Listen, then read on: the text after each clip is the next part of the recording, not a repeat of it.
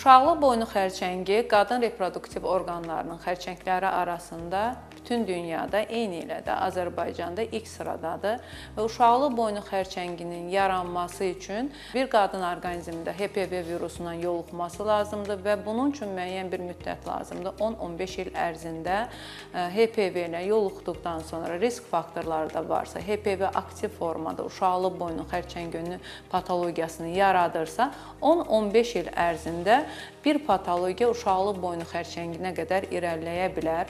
Bu zaman müddətində çox təəssüf olsun ki, erkən mərhələlərdə heç bir simptomatika vermədiyi üçün və xanımlarımız da çoxu zaman müayinələrə getmədikləri üçün gecikmiş mərhələlərdə müraciət edir. Və Azərbaycan statistikasına baxsaq, 60%-in üzərində xanımlar 3-cü, 4-cü mərhələ uşaqlıq boynu xərçəngi ilə mərkəzimizə müraciət edir. Uşaqlıq boynu xərçəngindən qorunmağın əsas yolu skrininq testlərinin, HPV testinin və PAP testinin aparılmasıdır.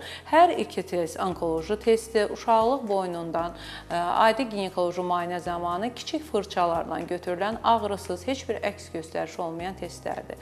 Bu testlərin nəticələri normal gəldiyi halda HPV testimizi 5 ildən bir, PAP smear testimizi 3 ildən bir təkrarlaya bilərik. Təbii ki, ginekoloji müayinə zamanı həkimin gözlə gördüyü hər hansı bir patologiya varsa, kolposkopiya müayinəsini aparmağı məsləhət bilirsə və yaxud da ki, sadaladığım testləri daha erkən müddətdə yenidən götürmək qərarı verirsə, o zaman 3 və 5 il sadaladığım tarixlər bir qədər erkən də aparıla bilər.